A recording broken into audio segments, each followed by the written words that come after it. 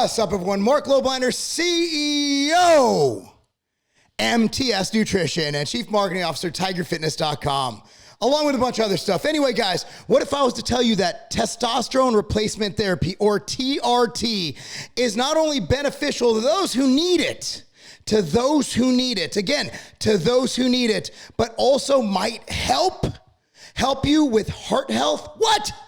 You know what? I haven't seen any videos really addressing this, and I thought it was about time. Look, before you get involved in this video, I want you to do me a favor and subscribe to this channel, like this video, and of course, click on the notification bell. And of course, go to TigerFitness.com where you can buy your favorite things, such as the new Keto Outright Bar. So check it out, guys. You get vilified a lot for being on testo. Oh, you're going to die. Your heart's going to explode. And just recently, you see on Twitter a lot of big name guys who aren't known for being jacked and muscular, such as Aubrey Huff, who's known for being a bit of a right-wing guy, but he's a former World Series champion worth tens of millions of dollars. The guy's out there living his best life, talking all kinds of stuff.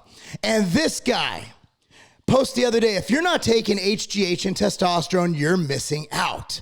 Mike Cernovich, my good friend who's on Twitter, one of the big guys, one of my good friends, a real good friend of mine, he is a proponent of TRT. There are so many other people that are speaking out for the benefits of TRT. And that's the beauty of it, is that it's no longer taboo. It's no longer something that is, something that we have to be ashamed of, something that we have to hide. And that's the beauty of it. We're actually getting to the point, this guy I'm looking for, Alexander Cortez, my friend, AJA Cortez is his handle. And the thing is, they're all proponents of TRT. They're all proponents of being your best you ever. They're all proponents of anti-aging. Why? Well, when you turn a certain age, or for some, and there is no, man, when you turn 30, you need HRT. I've heard that. When you turn 50, you need HRT. I've heard that. Bottom line is, for some people, it might be 20. For some people, it might be 30. For some people, it might be 60. It just depends when your testosterone and your IGF levels. And for some, I'm on HRT. What do I take? Right now, I take 200 milligrams of testosterone a week. I take 2 IUs of HGH five times a week. I take 1 gram of metformin every day. And I take 60 milligrams of Armour Thyroid every day. When my knee was hurting, I also was prescribed TB 500, which I've done videos on that, helps with healing, new blood vessel formation, etc. So I'm sitting here at 40 years old, and I haven't boxed since December 19, 2019. I go into the gym, and I'm in better cardiovascular health. I'm able to throw better punches. I'm able to do better twists with my hip. I'm able to do all that stuff. My body hurts less. My recovery is better because of HRT. So one of the main things is, HRT will shut down your production of testosterone. That's absolutely correct. However, there's even a way around that. Something called HCG. Now, my doctor prescribes for me 500 micrograms twice a week, Monday and Thursday, and it's injectable, and I take that. It's water-based. It's easy. It's just like when a diabetic injects insulin. Just put it in your lower stomach fat. Just put it in there, and that actually prevents your testicles from atrophying. That keeps your body producing intratesticular testosterone. That keeps your body, keeps the pilot light on, is what Dr. Kurt likes to say. My doctor at Hormone Health and Wellness, linked down below, which will work with anybody in the United States of America, anybody. Hormone Health and Wellness, I'll link them down below.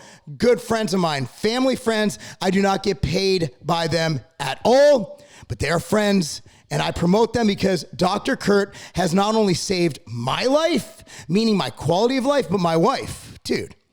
He has my wife so dialed in. We had so many problems for years. That probably led to the fact that we had some marital issues. That's how deep hormones go. And a lot of it was, we didn't kind of match up sexually. I'm very driven sexually because my hormones are on point. But he got it to where her thyroid's operating great, her energy's great throughout the day, and we're having amazing sex. I'm not going to lie. We have really, really fucking good sex. So, I'm at the point now where I want to tell everybody about my secret, because it took me from 33 probably earlier than that, until 40 to find the right doctor like Dr. Kurt. And there's other doctors I'm sure who are as good. Dr. Kurt's who I recommend. I don't know if he has room for patients. You can ask. But the dude is that in demand. He's the guy. So anyway, so one of the main concerns with TRT, excuse me, while I sip my machine fuel. Refreshing. So check it out. A lot of people point to potential heart issues with testosterone replacement therapy. Now, there are data in athletes, in people who take steroids, whatever, that show enlargement of the heart. However, I have yet to see a conclusive study or at least nothing's conclusive, but a study that demonstrates that steroid users' hearts are bigger when you're comparing them to athletes. Athletes run more, they lift more, they use their heart more. So athletes generally have bigger hearts because even though it's smooth muscle, it's a muscle and you're going to use it more. And in order to, your body adapts. So in order to adapt to the challenges your body places on it through intense activity, well, your body is going to enlarge it a little bit. So there is data indicating enlarged heart from steroid use, but these are athletes who train. So my question is that I don't know the answer to, is it more in steroid users than it is in non-steroid users if they are both the same athlete? That's a question I don't have an answer to. And I don't know. But here's what I do have. Now, these studies are easily found. I'm not going to link it. Nobody looks at the footnotes, but these are pulled from studies on PubMed. You can look up the specifics. You can simply Google TRT use and health and TRT health risk study, whatever. Many keywords will get you this. But anyway, here is one. Barua and colleagues say they don't know the exact reasons for testosterone's apparent benefits for the heart and overall survival. Quote, the mechanisms for these effects remain speculative, they write. Possible explanations, they say, could involve body fat, insulin sensitivity, lipids, blood platelets, inflammation, or other biological pathways. More research is needed, they say, to clarify how testosterone affects the cardiovascular system. So what they're discussing here is that since testosterone has such a profound effect on body weight, on metabolism, on other markers, it helps you perform to be more active, that the net benefit of testosterone to improve your heart health through making you simply a better person and more healthy outweighs the potential risks of testosterone. Now, this is in testosterone deficient individuals. This isn't a 21-year-old with 1,200 levels of testosterone going up to 50,000. This is a guy like me who went from, let's say, 100 to 1,200, okay, or even less. Okay, here's another one. In yet another study published in 2015, in the hopes of stemming the tide of poorly designed, incorrect, and sensationalized studies, a Veterans Affairs database study of more than 83,000 patients found that men whose low testosterone was restored to normal through gels, patches, or injections. Now, to interject, I prefer injections because it is the most efficient form of delivering a steroid to your body. Had a lower risk of heart attack, stroke, or death from any cause versus similar men who were not treated. The study also found that men who were treated but did not attain normal levels did not see the same benefits whose levels reached normal. The study was published online August 6th, 2015 in the European Heart Journal. Now, here's what I say. So what's happening is when they give them like creams and gels, they're not getting enough in their system to raise their testosterone adequately. That's why I recommend you get with a doctor who knows what they're doing, not your GP. General practitioners are generally stupid. I recommend you get with a general practitioner is like a guy on the basketball court who doesn't play one position, but can play every position mediocrely, like really mediocre. It's like putting John Stockton at center. You know, he just doesn't know what the fuck he's doing. For those kids, John Stockton was a 6'1" white basketball player in the 90s. So anyway, just helping you out. He was on the fucking dream team. Okay, check it out. At the end of the day, you want to get adequate testosterone. It's not about the actual testosterone. It's about your testosterone levels. So whether you get that endogenously or exogenously, the health benefits are there.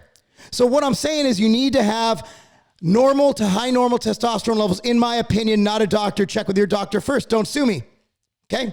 My opinion, that's what I'm reading from this data. But again, I'm a fucking idiot. Talk to your doctor. Another results from a study.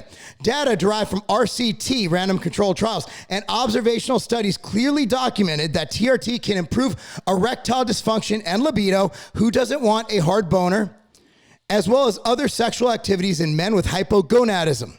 Conversely, the effect of TRT on other outcomes, including metabolic, mood, cognition, mobility, and bone, is more conflicting. When hypogonadism is correctly diagnosed and managed, no cardiovascular venous thromboembolism. Say that 3 times fast. Thromboembolism or prostate risk is observed. So basically, if you have hypogonadism, small balls, and a fucking and low testosterone, that if you take it, it will help you with your metabolism, mood, cognition, which is your brain. It helps your brain, mobility, and bone. Okay, but it will not cause noticeable heart issues or prostate issues. That's another huge issue. People think it's going to hurt your prostate. Next one, and the final one, because then I'm just gloating. Then I'm just bragging that I'm smarter than the steroid haters. The current guidelines recommend no clear evidence of cardiovascular risk for any group of patients treated with TRT. However, its safety in patients with cardiovascular risk and previous cardiovascular deaths is still doubtful due to recent studies showing conflicting results for TRT in patients with adverse cardiovascular risk factors. So, what I get from that is if you are in crappy health, you probably shouldn't take a lot of steroids. So basically, if you're a healthy person, right, you've gone to a doctor, you've checked with Dr. Kurt, whoever your practitioner is, your endocrinologist, and you have low testosterone, but you're clear, meaning that HRT or TRT is not only healthy, but can help you in many other areas of life. Now, what am I getting from this? Okay, let's close this computer. I don't need to read anything anymore. Bottom line is HRT or TRT from anyone, for everyone? And the answer is no. If you are producing adequate testosterone, in my opinion, that would be above 700 levels. And you also have to get free tests. There's a lot of things involved. I don't think you need HRT. If you're below that, what I feel best at, this is personal, this is not a medical recommendation. Again, check with your doctor. Don't sue me. Okay? So what I feel best at is my test levels are between 1,200 and 1,500, somewhere in there. However, it depends on you and where your doctor feels based on your lifestyle and your needs you should be at. But that's what I got. Make your own decision. The links will be down below. But if you didn't do it already, I want you to subscribe to this channel. I want you to click on that notification bell, and I want you to like this video. That'd be very nice of you. Tell your friends about this. And again, HRT is a choice. It is a choice, but it is also a way to treat a medical deficiency or a physiological or biological deficiency in a necessary hormone. And if you stop or treat the decline in testosterone as you age, and you prevent all of that decline in IGF with HGH. Again, why do old people get old? Well, my face is still wrinkled, but my body's shredded and muscular because I did not experience the hormonal decline that I would have naturally. Anyway, guys, thanks for watching. I'm Marc Lobliner. That's not a game.